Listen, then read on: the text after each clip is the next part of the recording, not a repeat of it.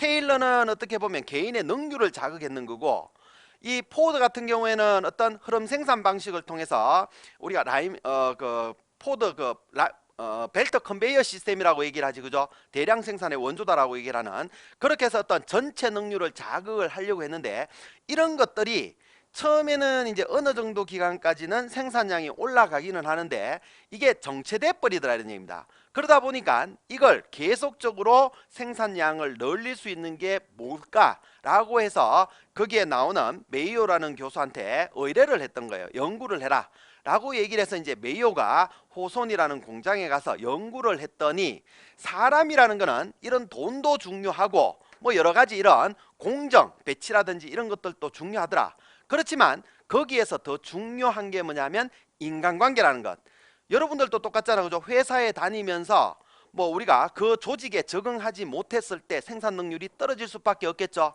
그러다 보니까 아무리 임금을 많이 주고 공정이 잘 돼 있더라도 사람들이 거기에 어떤 적응을 하지 못하게 되면 생산 능률이 떨어질 수밖에 없더라. 그래서 과거에는 어떻게 보면 임금을 많이 주거나 공정을 바꾸게 되면 생산 능률이 올라간다라고 봤지만, 이것 외에도 그 사람에 대한 관심을 가질 수 있도록 만들어준 게 메이오 교수다, 이렇게 얘기를 했습니다.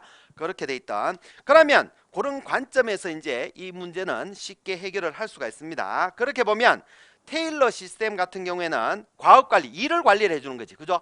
이 일을 달성했을 때 높은 임률을 적용한다 그랬죠. 그래서 과업관리에 따른 성과급제가 될 것이고, 그리고 과학적 관리법이라고 그렇게 얘기를 하는 겁니다.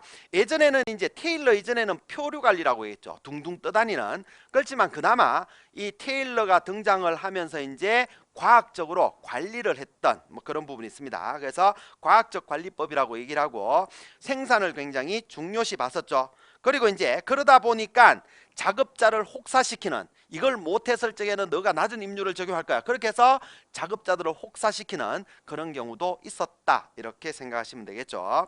그리고 뭐냐면 포드 시스템 같은 경우에는 이동조리법, 벨트 컨베이어 시스템이라 그랬잖아, 그죠? 뭐 아직까지도 우리가 뭐 어떤 대량 생산, 소품종 대량 생산 같은 경우에는 벨트 컨베이어 시스템,